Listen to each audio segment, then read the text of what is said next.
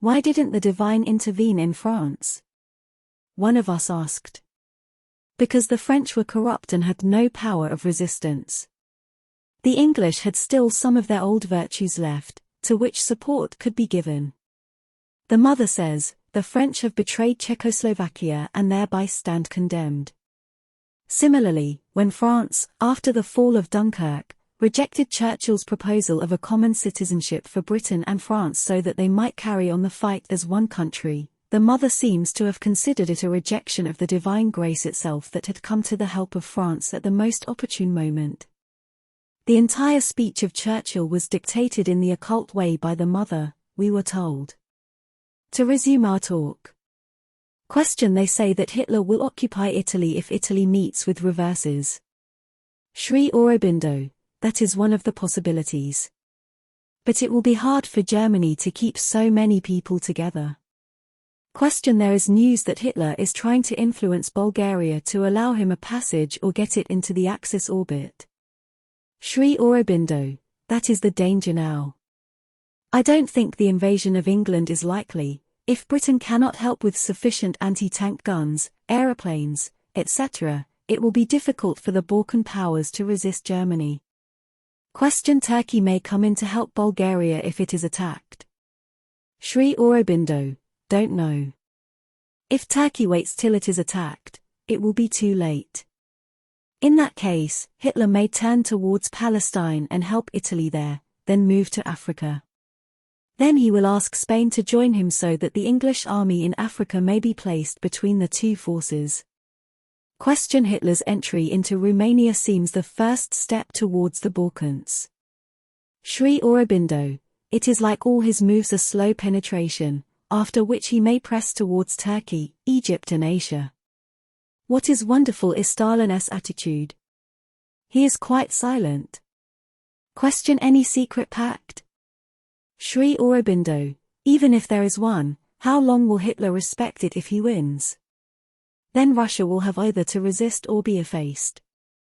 Stalin counted on the exhaustion of the Axis as well as of England and France.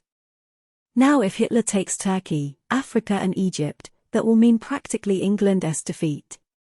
After that, what can Russia do? Hitler has a sufficiently big army to fight on two fronts while England can hardly spare her troops. When Norway and Sweden had been threatened by Germany, Sri Aurobindo commented in another talk, it is a frightened self-interest that has overtaken these countries. Each of them thinks that it will be safe, whereas actually each will be swallowed up in turn. It seems the Allies will have to fight single-handed, if there is a world war, against Russia and Germany, a formidable combination. There is no chance for the world unless something happens in Germany or else Hitler and Stalin quarrel. But there is no such likelihood at present. April 14, 1940. About Chamberlain's inactivity when the Germans were preparing to attack Norway. Sri Aurobindo remarked, so long as he is at the helm, nothing will happen. He applies only business intelligence to politics. I can't understand the moves of the British. As soon as they heard of the German occupation, they could have occupied Bergen. Bergen would have been far away from Oslo and within their striking distance. If Germany had 6 destroyers, they could have brought 20. They seem to be enamored of the idea of blockade by the navy resulting in the starvation of Germany. They are daunted by the presence of the Siegfried Line on their east. They don't want to risk anything. They are tied up by their organization while Hitler fixes himself to nothing. April 15, 1940. About Hitler's entering the Baltic, somebody commented that Hitler had blundered by extending the war front.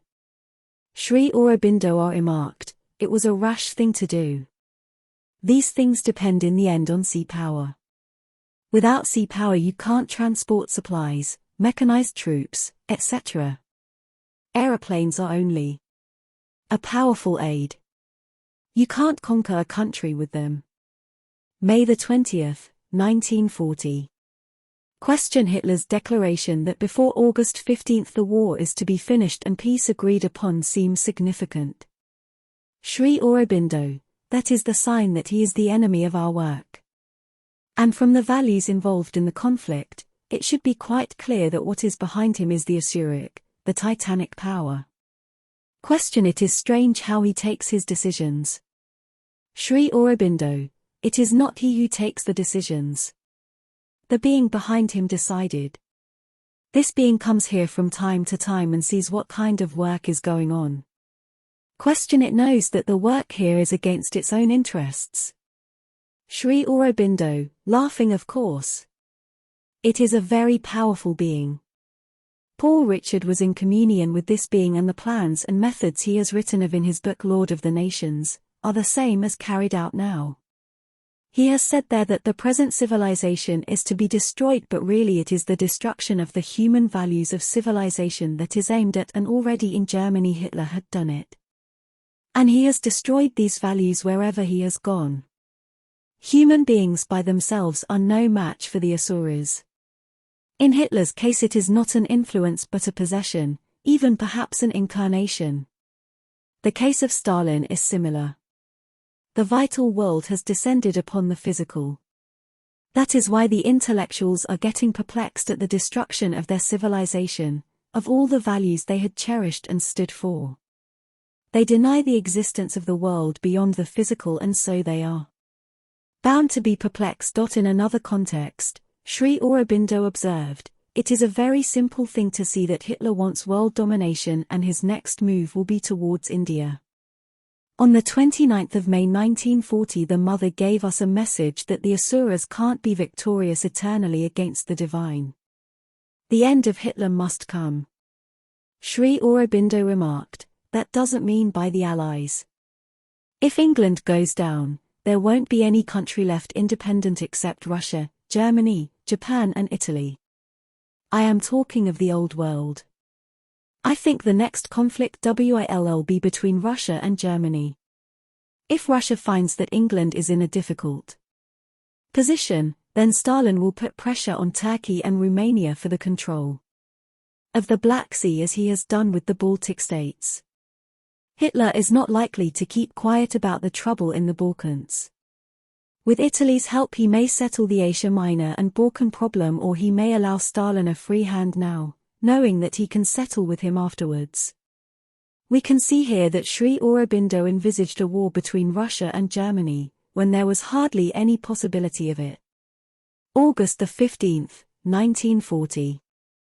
On this day, Sri Aurobindo's birthday, the radio news at noon said that 144 German planes had been brought down over England in half a day, the biggest number so far.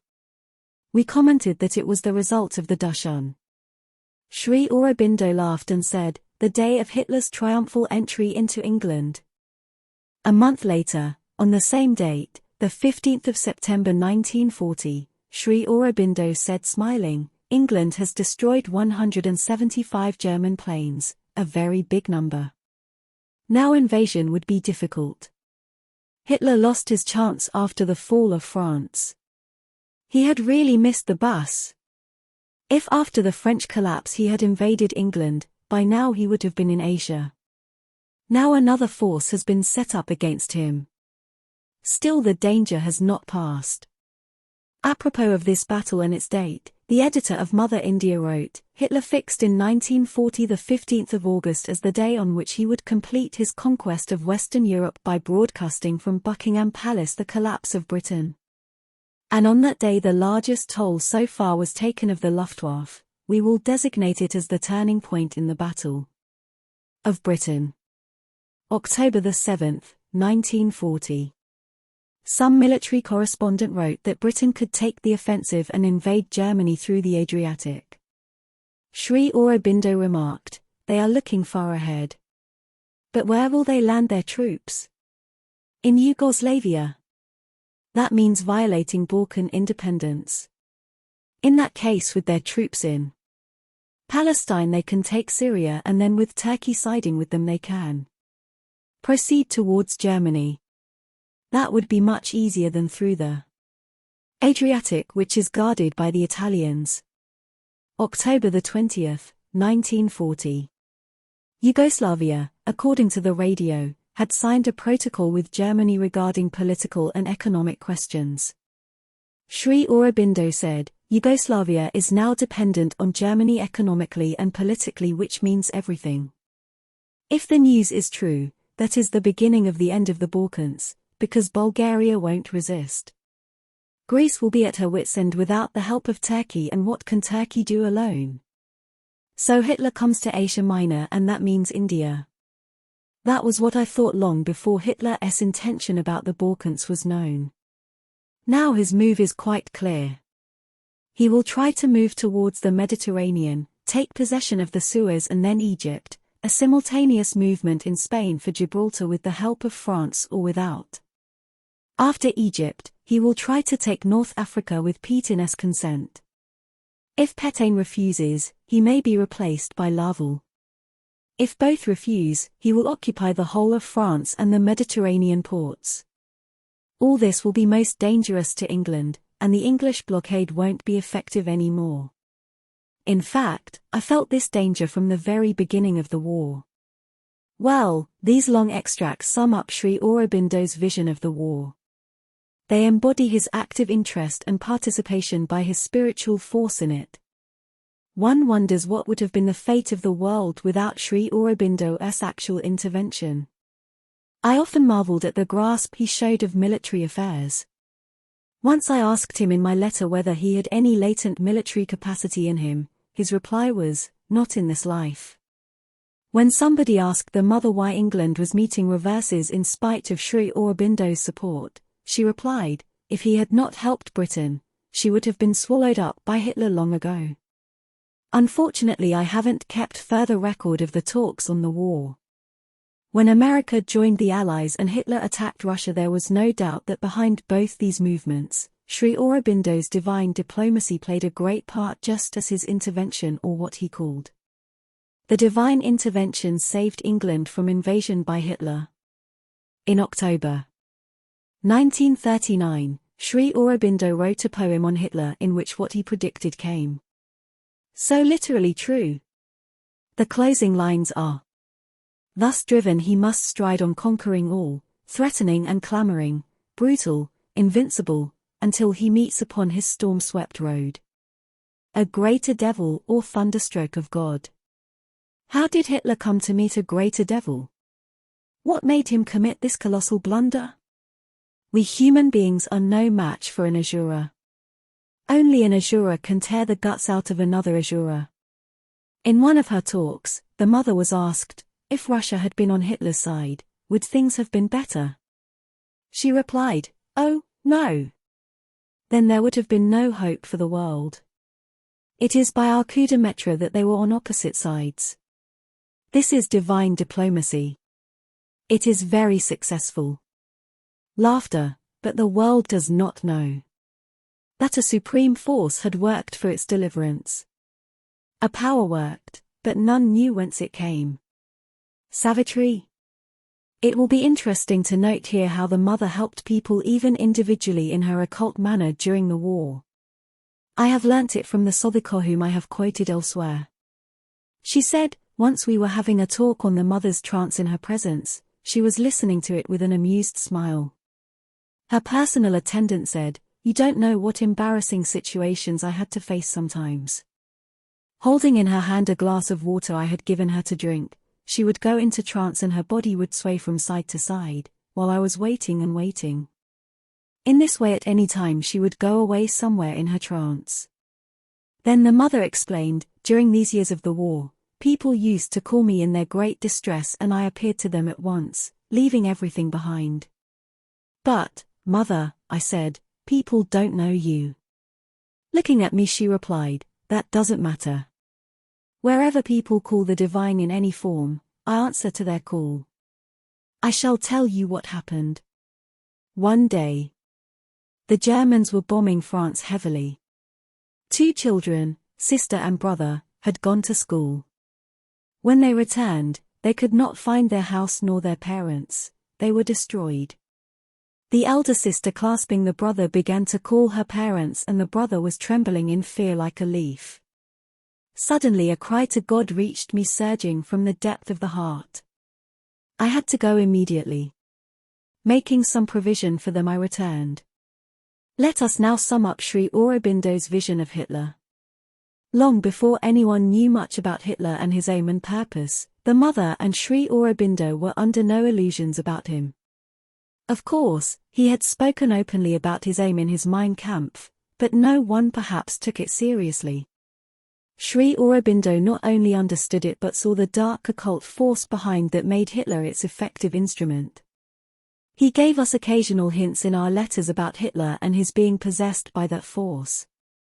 In a letter in 1935 I wrote to him, "Since the descent of the supermind will quicken the process, why not retrench the whole staff? We shall all flock back after the descent." Sri Aurobindo: how? I am not Hitler. Things cannot be done like that. Again in 1936, I wrote to him, "Perhaps you send force to Germany between 9 a.m. and 3 p.m.? Sri Aurobindo: who except the devil is going to give force to Germany? Do you think I am in league with Hitler and his howling tribe of Nazis? How was it possible that an ordinary man could rise to such a height of power, exercise a command and influence over the whole German race, and receive admiration from Europe, even from the whole world?" Sri Aurobindo calls it his Asuric ma with Macron that cast a spell upon the nations to such an extent that he was considered superior even to Alexander and Napoleon. Sri Aurobindo tore the veil from the face of that deception and showed us the dire truth. History has no parallel of a maniac using all kinds of falsehood, hypocrisy, perversity to capture the imagination of a cultured race like the Germans. Sri Aurobindo found his Mein Kampf, the Bible of the Nazis, a tissue of lies and would not touch it. Looking at a photograph in illustration, he described Hitler, Goebbels and Göring, the trio, in unmistakable terms. Hitler gives the impression of the face of a street criminal. In his case it is successful ruffianism with a diabolical cunning and behind it the psychic of a London cabman, crude and undeveloped. That is to say, the psychic character in the man consists of some futile and silly sentimentalism which finds expression in his paintings and weeps at his mother's grave. He is possessed by some supernatural power and it is from this power that the voice, as he calls it, comes. Have you noted that people who at one time were inimical to him come into contact with him and leave as his admirers? It is a sign of that power. It is from this power that he has constantly received suggestions and the constant repetition of the suggestions has taken hold of the German people. You will also mark that in his speeches he goes on stressing the same ideas. This is evidently a sign of that vital possession. We heard something from the mother to this effect in any of her talks. She said, Hitler was an idiot. In his normal moments he was no better than a concierge or a cordonnier and behaved and spoke of things in a most idiotic and stupid manner. He was possessed and made an instrument of by some other power and only when that happened he did extraordinary things. People who have seen him at that time said how he thumped, cried and screamed. The Japanese ambassador said, "This man is mad. It is dangerous to have any alliance with him." It is strange how the whole German race was stupid enough to follow this man. Such a thing would not have been possible in France or other countries. Still there were others who dreamt of melting the heart of Hitler by non-violence. Sri Aurobindo remarked that his heart could be melted in only one way, by bombing it out of existence. Speaking about non-violence, Sri Aurobindo told us in a talk on 28 October, 1940, Gandhi has been forestalled in non-violence in Poland. The Polish, the Jews, adopted non-violence against the Nazis, and do you know the result? The Polish lady who is Ravindra's one friend wrote to Gandhi the account of the German oppression against the non-violent people. She cites 3 or 4 instances. 1. About 300 schoolboys refused to salute Hitler. The result was that they were taken before their parents and shot down in their presence. 2. Some schoolgirls were taken to the soldiers' barracks and molested by them till they all died. Such is the outcome of non-violence towards Nazism. I hope Gandhi does not want all that to happen in India. Perhaps he will say that the Poles have no love in their heart for the Germans. When half the world was dazzled by the glamour of Hitler's victory and considered him greater than Alexander and Napoleon, when others were groaning under the iron wheels of his war machine, and still others hoped to change his heart by non-violence, Sri Aurobindo's vision of Hitler never wavered for a moment. He, a dwarf Napoleon with a rudimentary psychic being whose heart was beyond any possibility of change, became the vessel of an Asuric power which ultimately led him to his nemesis. Along with the European war, India's political problem naturally played a prominent part in our discussion. Mahatma Gandhi's attitude, the Congress policy, the Hindu-Muslim problem, Jinnah's intransigence and the Viceroy's role as the peacemaker, all this complicated politics and our Himalayan blunders leading to the rejection of the famous Crips Proposals, were within our constant purview. The upshot of the whole discussion till the arrival of the Crips mission can be put in a few words. The Congress made a big mistake by resigning from the ministry. The government was ready to offer us dominion status which we should have accepted, for it was virtually a step towards independence. We should have joined the war effort. That would have created an opportunity to enter into all military departments and operations in air, on sea and land, hold positions, become efficient and thus enforce our natural right for freedom.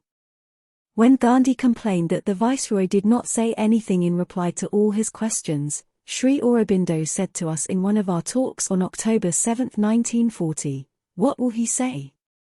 It is very plain why he did not. First of all, the government doesn't want to concede the demand for independence. What it is willing to give is dominion status after the war, expecting that India will settle down into a common relationship with the empire. But just now a national government will virtually mean dominion status with the Viceroy only as a constitutional head. Nobody knows what the Congress will do after it gets power. It may be occupied only with India's defense and give such help as it can spare to England. And if things go wrong with the British, it may even make a separate peace leaving them in the lurch.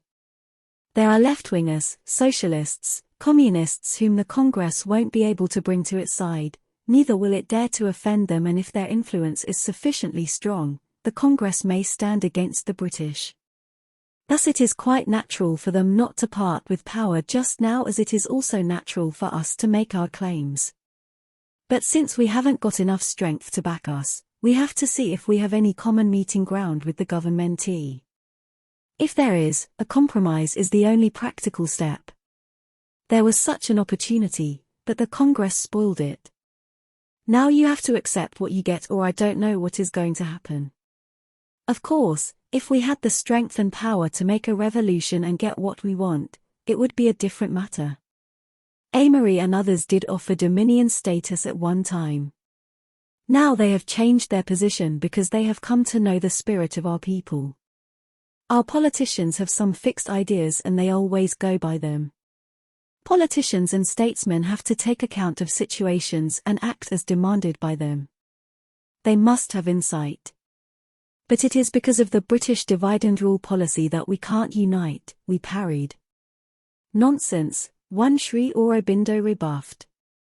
Was there unity in India before the British rule? Does Jinnah want unity? His very character shows what he wants: independence for the Muslims and rule over India if possible. The old spirit. In the impasse created partially by the bankruptcy of the Congress policy, Providence came to the rescue in the form of the Crips Proposals which, if accepted, would have changed the fate of India. But the forces of distrust, discontent and wanting everything at once, led to a failure to see the substance of Swaraj, as Sri Aurobindo has said, in the offer. There was a pother about small points and overlooking of the central important objective to be attained. Sri Aurobindo found in the proposal a fine opportunity for the solution of India's intricate problems and her ultimate liberation. We may note that the proposals envisaged a single, free, undivided India setting up a united front against the enemy. He promptly sent a message to Sir Stafford Cripps welcoming the proposals and recommended their acceptance to the Indian leaders. The message was as follows: "I have heard your broadcast. As one who has been a nationalist leader and worker for India's independence, though now my activity is no longer in the political but in the spiritual field, I wish to express my appreciation of all you have done to bring about this offer. I welcome it as an opportunity given to India to determine for herself, and organize in all liberty of choice, her freedom and unity and take an effective place among the world's free nations. I hope that it will be accepted, and right use made of it, putting aside all discords and divisions. I hope too that friendly relations between Britain and India replacing the past struggles, will be a step towards a greater world union in which, as a free nation, her spiritual force will contribute to build for mankind a better and happier life. In this light, I offer public adhesion, in case it can be of any help to your work. Sir Stafford Cripps replied, I am most touched and gratified by your kind message allowing me to inform India that you, who occupy a unique position in the imagination of Indian youth, were convinced that the declaration of His Majesty's government substantially confers that freedom for which Indian nationalism has so long struggled. Sri Aurobindo also sent messages through Mr. Shiva Rio to Mahatma Gandhi and Pandit Nehru that Cripps' offer should be accepted unconditionally. Lastly, he sent his envoy to Delhi to appeal to the Congress leaders for its acceptance, for sanity and wisdom to prevail. At this crucial moment Sri Aurobindo could not remain a passive witness to the folly that was about to be committed. His seer vision saw that the proposals had come on a wave of divine inspiration. The scene is still fresh in our memory. It was the evening hour. Sri Aurobindo was sitting on the edge of his bed just before his daily walking exercise. All of us were present. Duraiswamy, the distinguished Madras lawyer and disciple, was selected as the envoy, perhaps because he was a friend of Rajagopalachari, one of the prominent Congress leaders. He was to start for Delhi that very night. He came for Sri Aurobindo's blessings, lay prostrate before him, got up and stood looking at the master with folded hands and then departed. He was carrying with him an urgent appeal by Sri Aurobindo to the Congress Working Committee.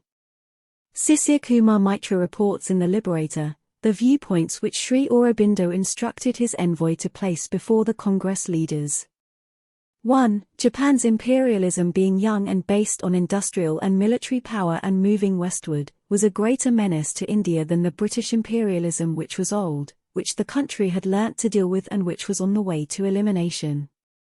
2. It would be better to get into the saddle and not be particular about the legal basis of the power. Once the power came into our hands and we occupied seats of power, we could establish our positions and assert ourselves. 3. The proposed cabinet would provide opportunities for the Congress and the Muslims to understand each other and pull together for the country's good, especially at that time of the crisis. 4. The Hindu Mahabharata also being represented, the Hindus, as such, would have a chance of proving their capacity to govern India not only for the benefit of the Hindus but for the whole country. 5. The main problem was to organize the strength of India in order to repel the threatened aggression. We may remind ourselves of Talthybius's mission to Troy in Sri Aurobindo's epic poem Ilion. Achilles made an offer by which Troy would be saved and the honor of the Greeks would be preserved, a harmonizing offer, but it was rejected. Similarly, Duraiswamy went with India's soul in his frail hands and brought it back, downhearted, rewarded with ungracious remarks for the gratuitous advice. Sri Aurobindo even sent a telegram to Rajagopalachari and Dr. Munja urging them to accept the proposals. Dr. Indra Sen writes, "We met the members individually and the sense of the reactions were more or less to this effect. Sri Aurobindo has created difficulties for us by his message to Cripps. He doesn't know the actual situation, we are in it, we know better," and so on. Cripps flew back a disappointed man but with the consolation and gratified recognition that at least one great man had welcomed the idea. When the rejection was announced, Sri Aurobindo said in a quiet tone, "I knew it would fail." We at once pounced on it and asked him, "Why did you then send Duraiswamy at all?" "For a bit of niskama karma," was his calm reply, without any bitterness or resentment. The full spirit of the kind of disinterested work he meant comes out in an early letter of his, December 1933, which refers to his spiritual work. I am sure of the results of my work. But even if I still saw the chance that it might come to nothing, which is impossible, I would go on unperturbed, because I would still have done to the best of my power the work that I had to do, and what is so done always counts in the economy of the universe. After the war, the Labour government of UK sent a cabinet mission to India in 1946 for fresh talks. Asked to give his views on the mission by Amrita Bazaar-Patrika, a leading daily in the country, Sri Aurobindo said, Sri Aurobindo thinks it unnecessary to volunteer a personal pronouncement. His position is known. He has always stood for India's complete independence, which he was the first to advocate publicly and without compromise as the only ideal worthy of a self-respecting nation. In 1910 he authorized the publication of his prediction that after a long period of wars, worldwide upheavals and revolutions beginning after 4 years, India would achieve her freedom. Lately he has said that freedom was coming soon and nothing could prevent it. He has always foreseen that eventually Britain would approach India for an amicable agreement, conceding her freedom. What he had foreseen is now coming to pass, and the British cabinet mission is the sign. It remains for the nation's leaders to make a right and full use of the opportunity. In any case, whatever the immediate outcome, the power that has been working out this event will not be denied. The final result, India's liberation, is sure. We know the aftermath of the rejection of the Crips Proposals as well as the failure of the cabinet mission: confusion, calamity, partition, blood bath, etc., and the belated recognition of the colossal blunder. Then when the partition had been accepted as a settled fact, Sri Aurobindo's bardic voice was heard once again, but by whatever means, in whatever way, the division must go, unity must and will be achieved, for it is necessary for the greatness of India's future. Past events have justified Sri Aurobindo's solemn warning, and recent events point to the way to liquidation of that division. Let me again draw upon the fellow Sadhak from whom I have already quoted. He brings out the mother's stand on the Crips question. Then came the famous Crips Proposals. In the evening Sir Stafford Cripps broadcast his proposals to the Indian people. From Delhi, they were discussed everywhere. In P.S. room the radio was installed and a connection made to Sri Aurobindo's room so that he might listen to the war news and reports from all quarters of the globe, except from the Axis zones.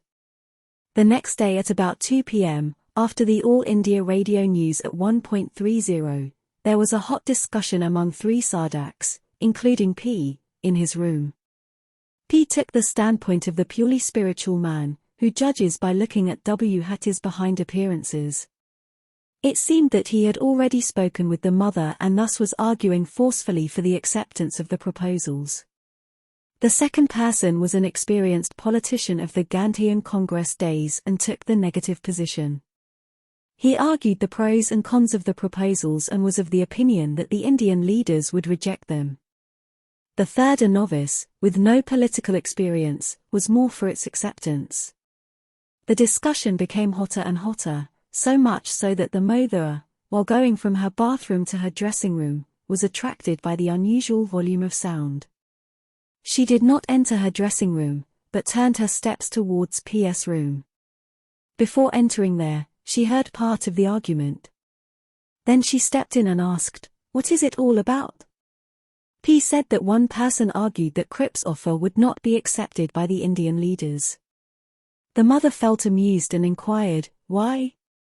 By then she had sat on the chair that was in front of her.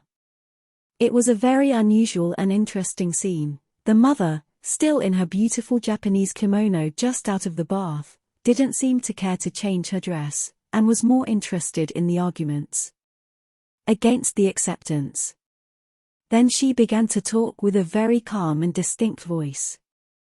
One could see that she who had entered a few minutes ago had been transported somewhere else and the voice was coming from that plane. She said something to this effect: one should leave the matter of the Crips offer entirely in the hands of the divine, with full confidence that the divine will work everything out. Certainly there were flaws in the offer. Nothing on earth created by man is flawless, because the human mind has a limited capacity. Yet behind this offer there is the divine grace directly present. The grace is now at the door of India, ready to give its help. In the history of a nation such opportunities do not come often. The grace presents itself at rare moments, after centuries of preparation of that nation. If it is accepted, the nation will survive and get a new birth in the divine's consciousness. But if it is rejected, the grace will withdraw and then the nation will suffer terribly, calamity will overtake it. Only some months ago, the same grace presented itself at the door of France, immediately after the fall of Dunkirk, in the form of Churchill's offer to her to have joint nationality with England and fight the enemy. Sri Aurobindo said that it was the right idea, and it would also have helped his work immensely. But France could not raise herself above the ordinary mind, and rejected it. So the grace withdrew and the soul of France has gone down. One doesn't know when the real France will be up again.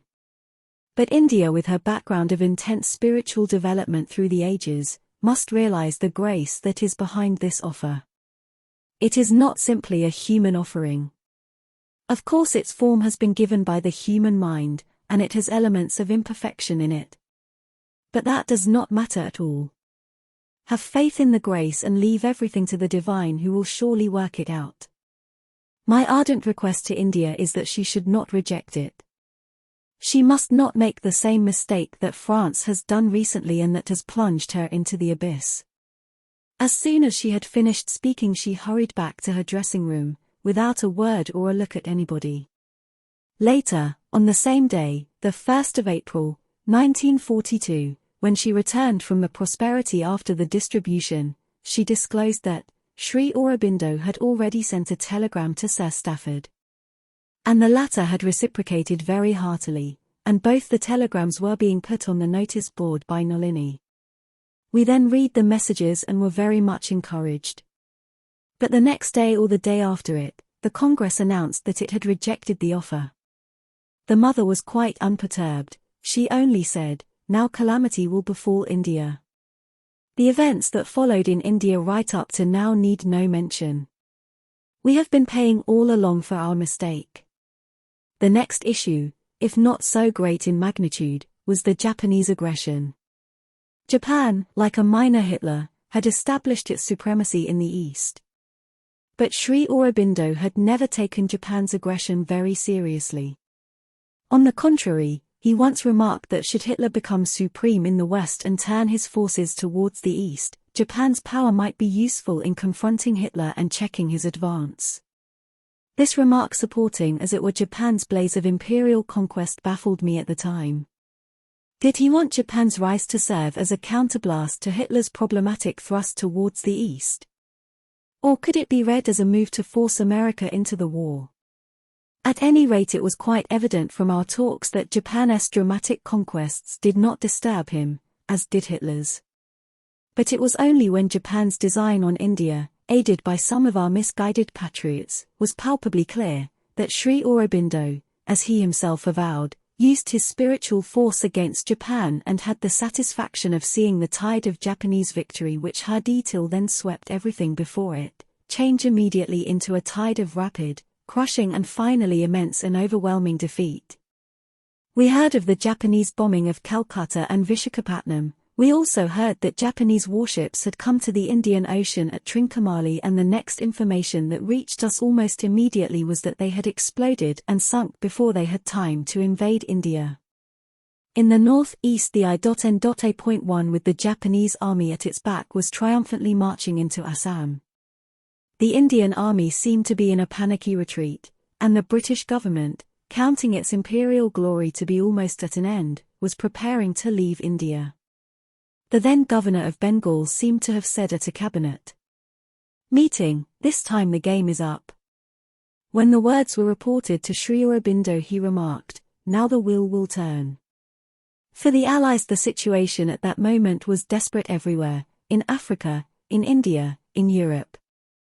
At this jubilant moment of the enemy, India's destiny intervened. A heavy downpour from heaven inundated the dense Assam jungles for days together, so that, bogged in the flood and mud, the invading army with its liberation force had to liberate itself from the wrath of nature and beat an ignominious retreat. Yet rain during that season had never been heard of before. In this context, let us quote what the mother said to a Sardak in 1927, when he asked how India was likely to get freedom. The mother's prophetic reply was, "When a Japanese warship will come to the Indian Ocean." In fact, the mother had visioned India's independence in 1920.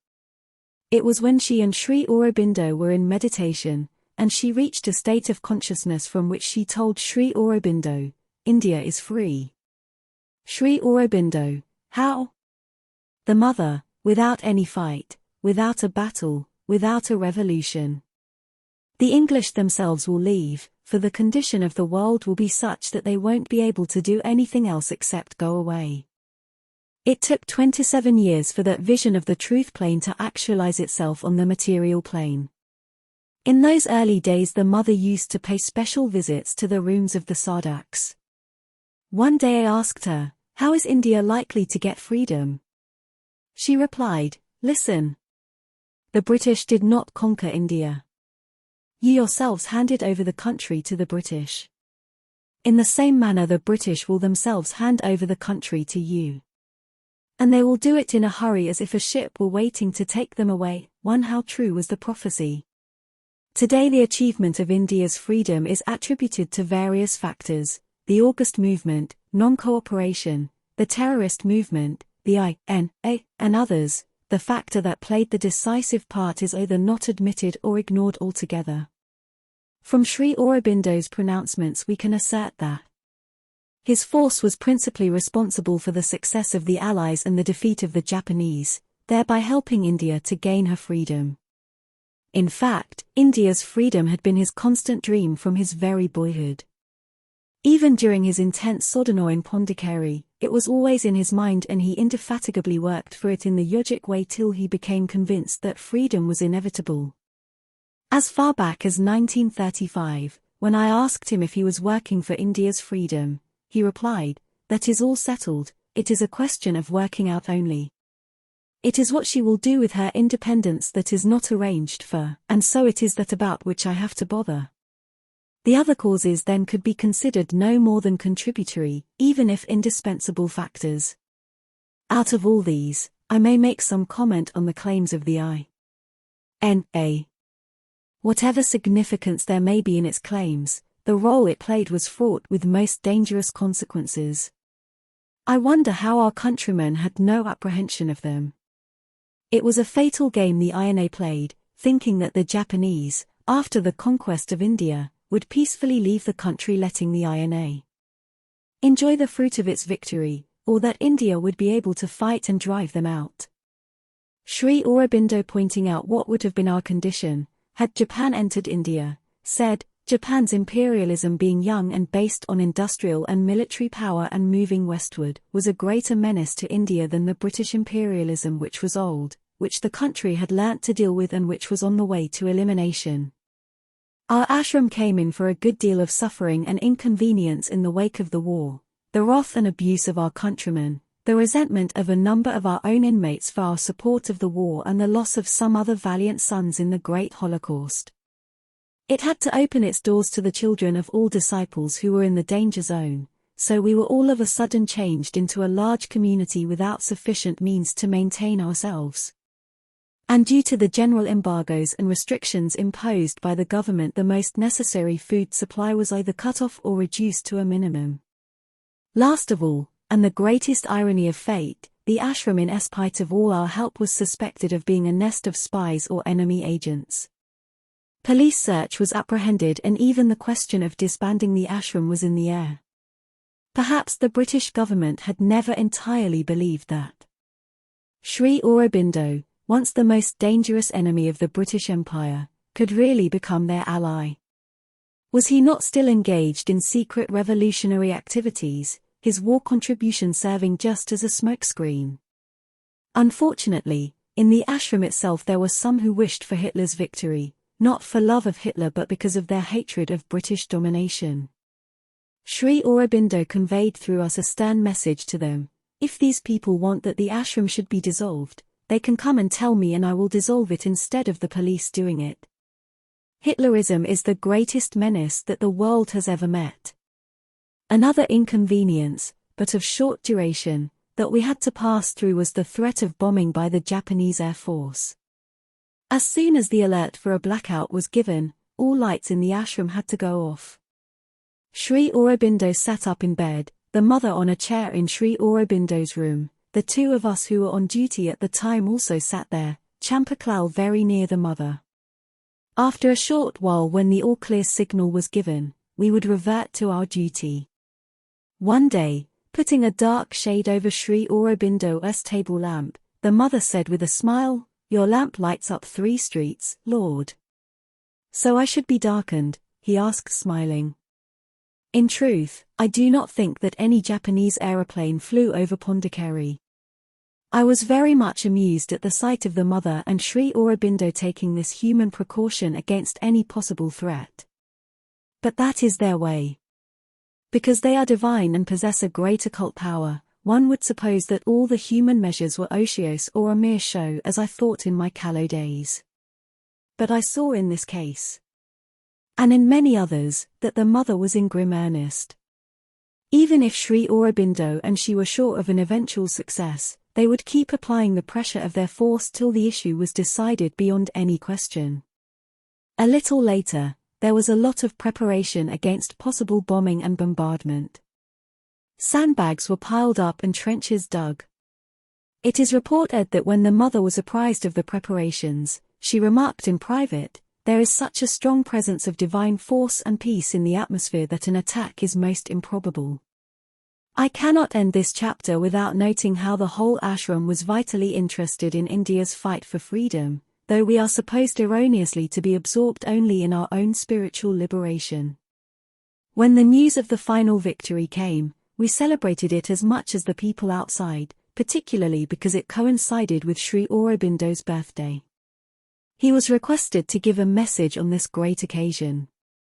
I am reproducing at the end of this chapter the whole message called 5 Dreams. It was on this occasion that for the first time the mother hoisted her flag over the terrace of Sri Aurobindo's room. The mother called it the spiritual flag of India.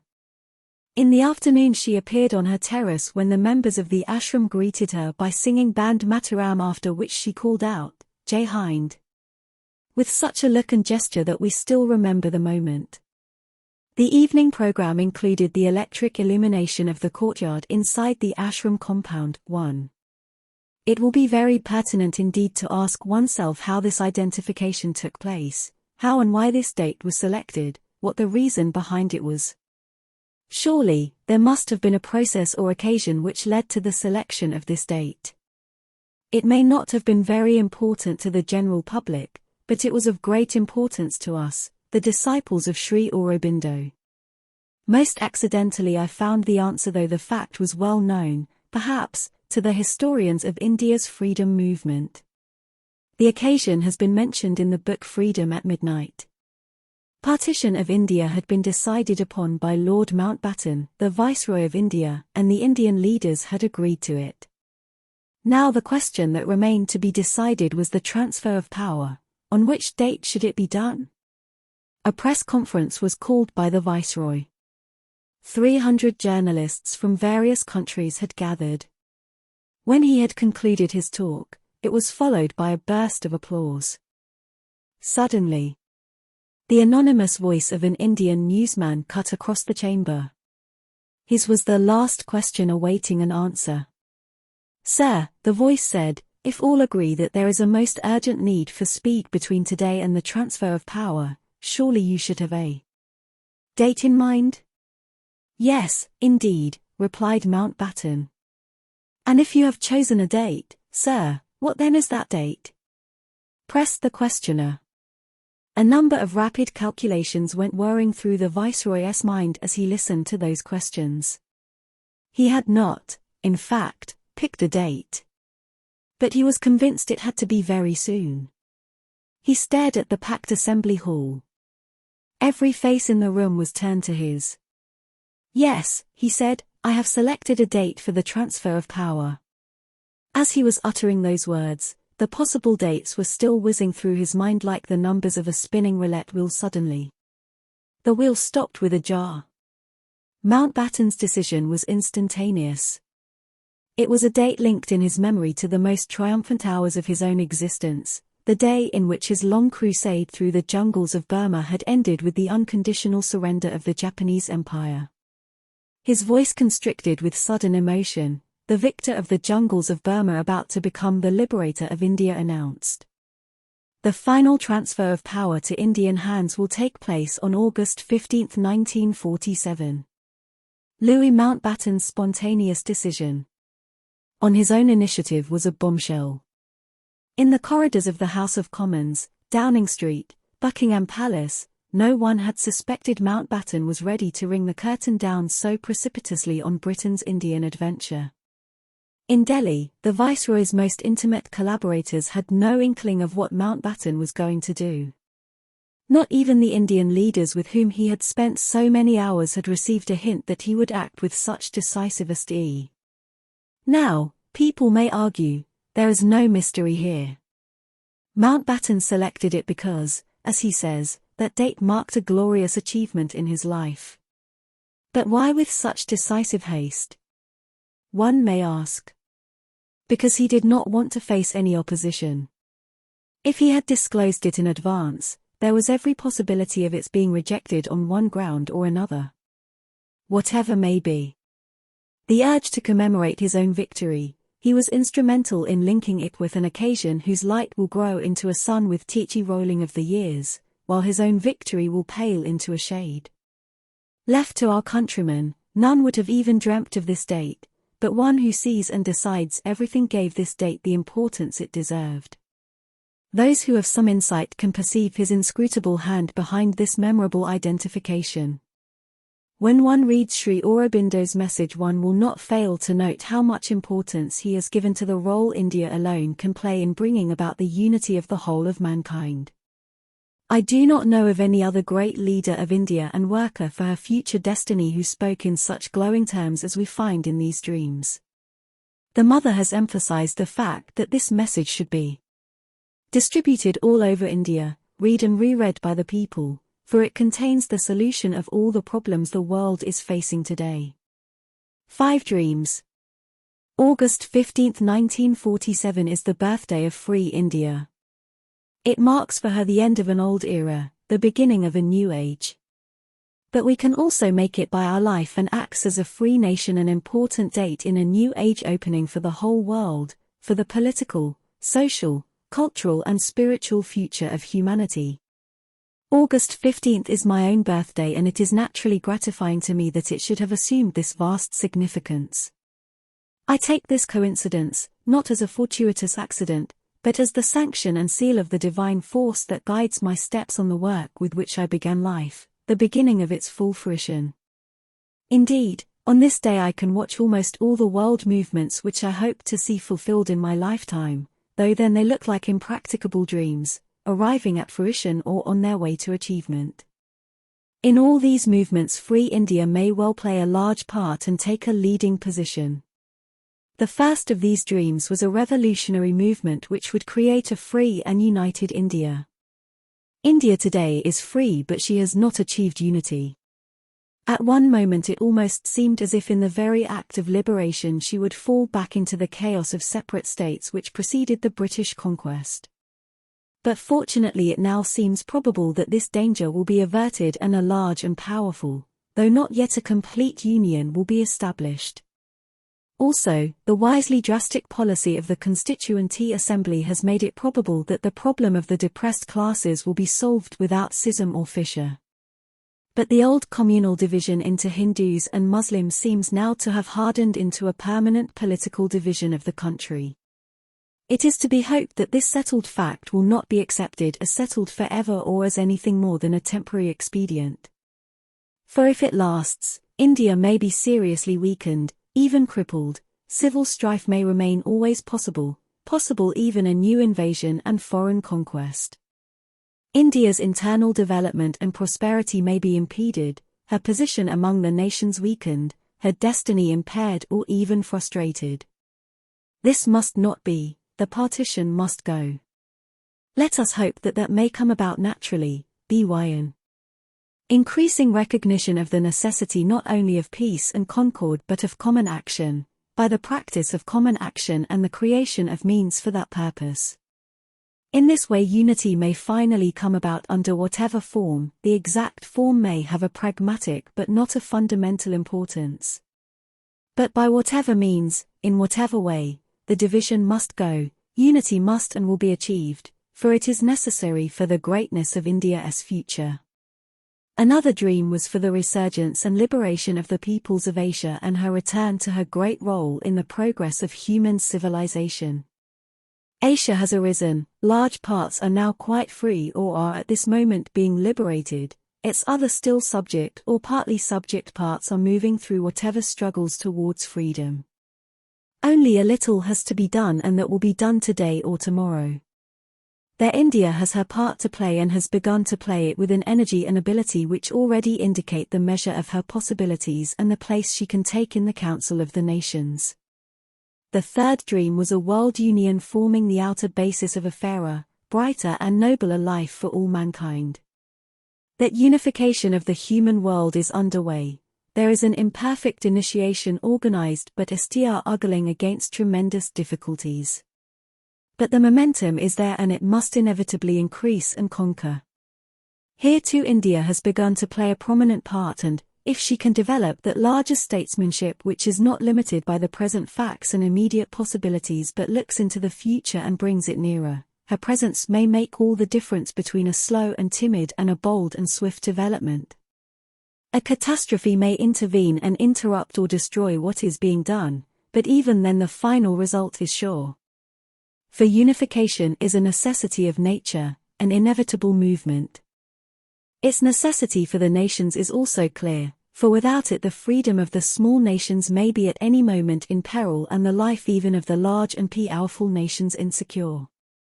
The unification is therefore to the interests of all, and only human imbecility and stupid selfishness can prevent it, but these cannot stand forever against the necessity of nature and the divine will.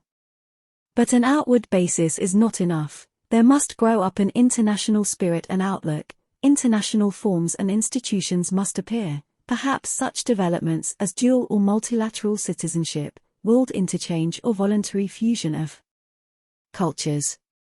Nationalism will have fulfilled itself and lost its militancy and would no longer find these things incompatible with self-preservation and the integrality of its outlook. A new spirit of oneness will take hold of the human race. Another dream, the spiritual gift of India to the world has already begun. India's spirituality is entering Europe and America in an ever-increasing measure. That movement will grow, amid the disasters of the time more and more eyes are turning towards her with hope and there is even an increasing resort not only to her teachings, but to her psychic and spiritual practice. The final dream was a step in evolution which would raise man to a higher and larger consciousness and begin the solution of the problems which have perplexed and vexed him since he first began to think and to dream of individual perfection and a perfect society. This is still a personal hope and an ideal which has begun to take hold both in India and in the West on forward-looking minds. The difficulties in the way are more formidable than in any other field of endeavor. But difficulties were made to be overcome and if the supreme will is there, they will be overcome. Here too, if this evolution is to take place, since it must proceed through a growth of the spirit and the inner consciousness, the initiative can come from India and, although the scope must be universal, the central movement may be hers. Such is the content which I put into this date of India's liberation. Whether or how far this hope will be justified depends upon the new and free India. Savitri. Savitri is the supreme revelation of Sri Aurobindo's vision. The Mother. It is my task in this chapter to give a factual account of the long process that led to Savitri in its final form. As the grand epic has captured many hearts all over the world by its supernal beauty, I thought that they would be much interested in the history of its growth, development and final emergence, the birth of the golden child. But I own that it is a formidable task. Though I had the unique good fortune to see Sri Aurobindo working on the epic in its entire revised version, and had some small share in being its scribe, to try in retrospect to reconstruct the imposing edifice from such a distance in memory is indeed difficult, for there are many versions, plenty of revisions, additions, subtractions, emendations from which the final version was made. To give an accurate report of all this process is beyond my capacity.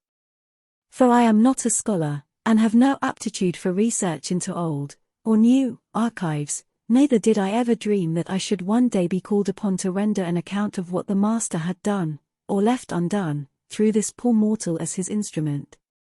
Had I not been helped by my esteemed and multi-capable friend Amal Kir, an indefatigable researcher no less than a poet, and by a young friend as assistant, my readers would have had to remain content with just a bare outline. The apology submitted, let the rash venture begin. Savitri, according to Dine and Roy, one was started by Sri Aurobindo in Baroda. From all the extant versions, for there are quite a number, it appears that originally the scheme of the poem consisted of 2 parts, I Earth, 2 Beyond. The first part had 4 books and the second had 3 books and an epilogue. Afterwards there came to be 3 parts but without names. Each part had a series of books. The first book was called Love. Then it was named Quest, and Love became the second book. In some early versions we have instead of books, cantos. Later the books came to contain the cantos. Sri Aurobindo made a good number of recasts before the final form was reached. The first form was begun and completed in Baroda. Other recasts were made in Pondicherry. One of the early ones is subtitled A Tale and a Vision. Later the subtitle was A Legend and a Symbol. It was after several recasts that the present opening line was struck upon, it was the hour before the gods awake. The version before the very last one had practically the same scheme as the latter, but the cantos were much shorter, and many themes which were treated at some length received briefer treatment. Particularly the book now called The Traveller of the Worlds was greatly expanded. He began adding lines in considerable amount in 1938. Sri Aurobindo wrote in the letters on Savitri to Amal in 1931, there is a previous draft, the result of many retouchings, of which somebody told you, but in that form it would not have been a magnum opus at all. Besides it would have been a legend, and not a symbol. I therefore started recasting the whole thing, only the best passages and lines of the old draft will remain, altered so as to fit into the new frame. In 1936 he writes, Savitri was originally written many years before the Mother came, as a narrative poem in 2 parts, Part I Earth, and Part 2 Beyond. The first book has been lengthening and lengthening out. As for the second part, I have not touched it yet. There was no climbing of plains there in the first version, rather, Savitri moved through the worlds of night, of twilight, of day, all of course in a spiritual sense, and ended by calling down the power of the highest worlds of Satchidananda. I had no idea of what the supramental world could be like at that time, so it could not enter into the scheme. In another letter of the same year, the poem was originally written from a lower level, a mixture perhaps of the inner mind, psychic, poetic intelligence, sublimized vital, afterwards with the higher mind, often illumined and intuitivized, intervening. Most of the stuff of the first book is new or else the old so altered as to be no more what it was. The best of the old has sometimes been kept almost intact because it had already the higher inspiration. Moreover, there have been made several successive revisions, each trying to lift the general level higher and higher towards a possible overmind poetry. As it now stands, there is a general overmind influence, I believe, sometimes coming fully through, sometimes coloring the poetry of the other higher planes fused together, sometimes lifting any one of these higher planes to its highest or the psychic, poetic intelligence or vital towards them. The position arrived at in 1946 can be apprehended from a letter written in that year. Sri Aurobindo says, you will see when you get the full typescript, of the first 3 books, that Savitri has grown to an enormous length so that it is no longer quite the same thing as the poem you saw then. There are now 3 books in the first part. The first, the Book of Beginnings, comprises 5 cantos which cover the same ground as what you typed but contains also much more that is new. The small passage about Aswapathy and the other worlds has been replaced by a new book, the Book of the Traveller of the Worlds, in 14 cantos with many thousand lines. There is also a third sufficiently long book, the Book of the Divine Mother. In the new plan of the poem there is a second part consisting of 5 books. 2 of these, the Book of Birth and Quest and the Book of Love, have been completed and another, the Book of Fate, is almost complete. 2 others, the Book of Yoga and the Book of Death, have still to be written, though a part needs only a thorough recasting. Finally, there is the third part consisting of 4 books, the Book of Eternal Night, the Book of the Dual Twilight, the Book of Everlasting Day and the Return to Earth, which HRV to be entirely recast and the third of them largely rewritten. So it will be a long time before Savitri is complete. Again, on July 20, 1948 he writes to Amal, "I am afraid I am much preoccupied with constant clashes with the world and the devil. Even Savitri has very much slowed down and I am only making the last revisions of the first part already completed. The other 2 parts are just now in cold storage." Here then we get a brief survey of the work accomplished and what still remained to be done. During the last 4 years, from 1946 to 1950, he labored constantly on the unfinished parts and gave them an almost new birth, with the exception of the Book of Death and the epilogue, which, for some inscrutable reason, he left practically unrevised. Let us now go into details. The earliest extant draft of Savitri is in an exercise book that came from Madras to Pondicherry evidently in the early years of Sri Aurobindo's stay in Pondicherry, years in which his habit of writing the English like the Greek persisted. This copy appears to have been made from some version already with him, which is lost to us. The draft exists in 2 sections. The first comprising Book I and a few pages of Book 2 are in ink which has become brown now. The second is in light greenish-blue ink. Some corrections in this ink occur in the first section. Both the sections have been revised in places in darker blue ink with a thicker nib. The revisions are clear in some places, but unclear and inconclusive in others. Book I is complete. Book 2 unfinished. The spelling of the 3 chief characters is Savithri, Aswapathy, Sutyavan. In the first book, after a short description of night and dawn, there is a very brief account of the yoga done by Aswapathy. Then Savithri is born, grows up and goes out, at Aswapathy's prompting, to find her mate. She finds Sutyavan. In the meantime Narad comes down to earth and visits Aswapathy's palace. There is a talk between the 2, Savithri returns from her quest and discovery, and a talk takes place among the 3. The opening lines of this earliest draft run. In a huge forest where the listening night heard lonely voices, and in the large hush was conscious of the sigh and tread of things that have no sound for the rich heart of day. Book 2 commences. So she was left alone in the huge wood, by death the god confronted. The poem is simply called Savithri.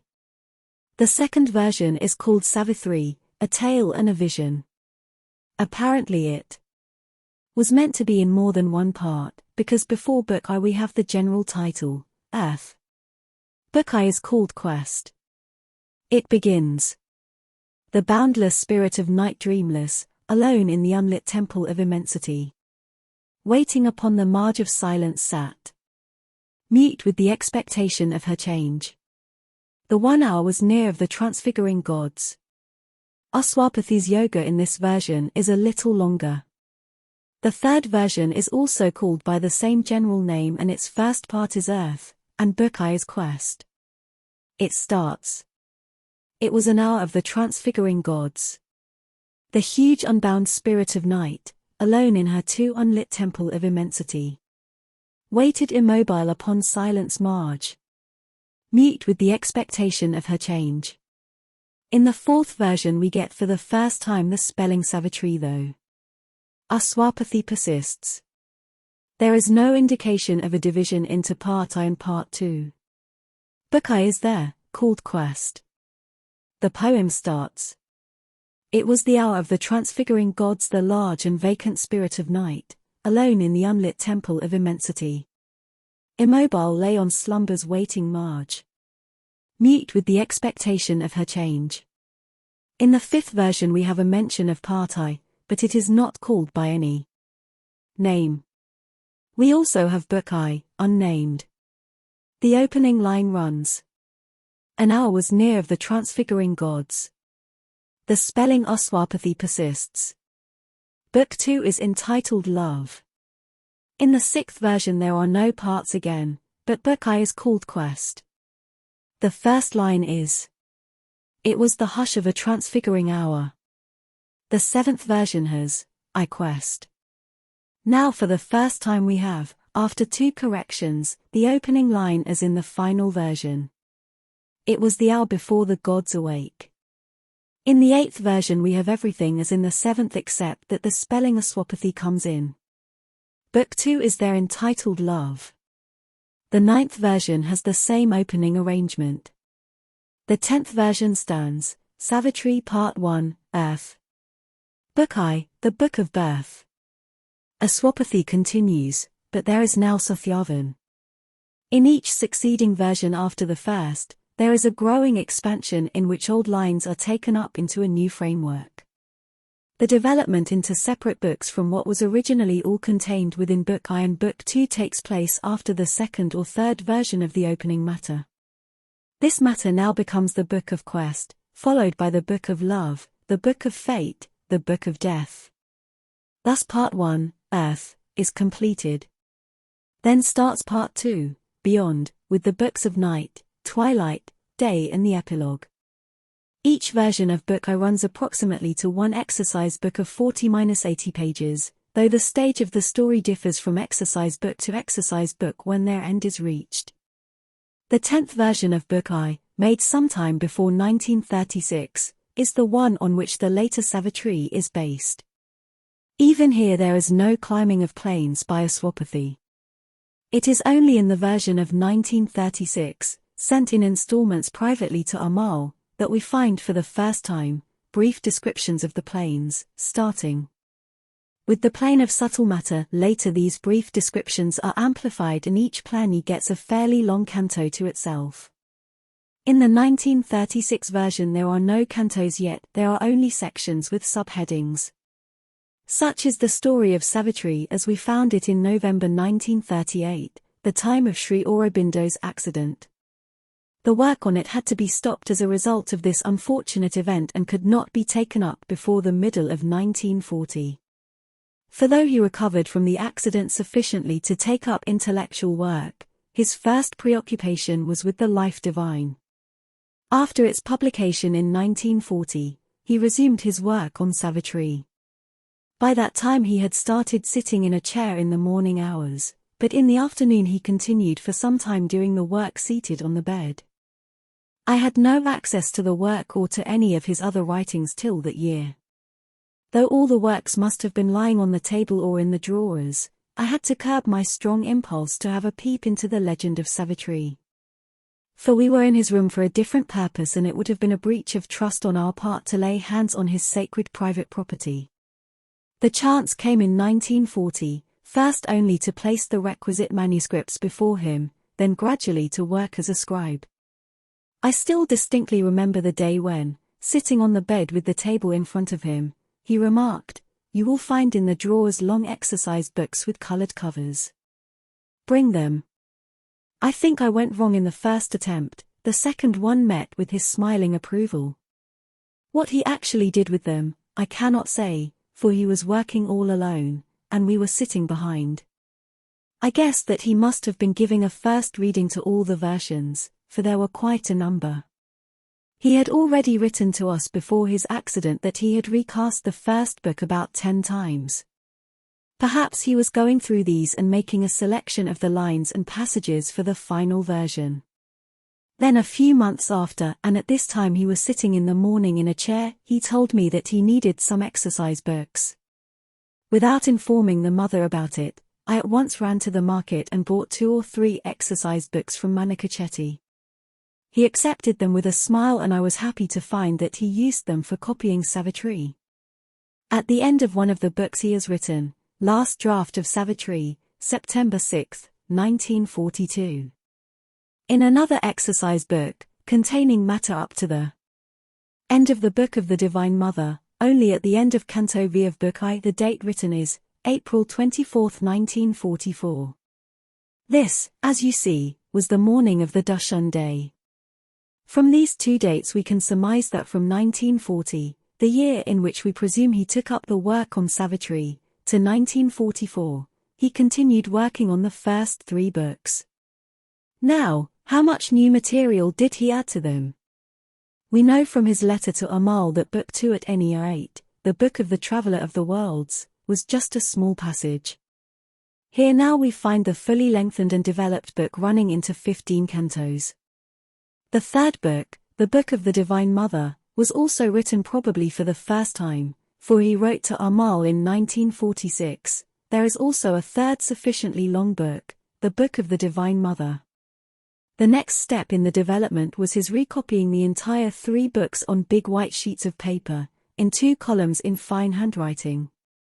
There is one date at the end of the Book of the Divine Mother, May 7, 1944, which suggests that the copying of the entire 3 books had taken about a year. When this was completed I was called in. Perhaps because his eyesight was getting dim, I was asked to read to him this final copy. Now began alterations and additions in my hand on the manuscript itself. I regret to say that they marred the clean beauty of the original, and I realize now that it was a brutal act of sacrilege on my part, tantamount to desecration of the carved images on the temple wall. But I cannot imagine either how else I could have inserted so many corrections and additions, 1 line, 1 word here, 2 there, more elsewhere, throughout the entire length. We know how prodigious were the corrections and revisions in so far as Savitri was concerned. One is simply amazed at the enormous pains he has taken to raise Savitri to his ideal of perfection. I wonder if any other poet can be compared with him in this respect.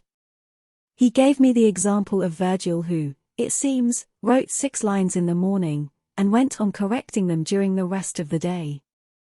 Even so, his Aeneid runs not even half the length of the first 3 books of Savitri. Along with all these revisions, Sri Aurobindo added, on separate small sheets of paper, long passages written in his own hand up to the canto, The Kingdom of the Greater Mind, Book 2. All this work was completed, I believe, by the end of 1944. The next step was to make a fair copy of the entire revised work.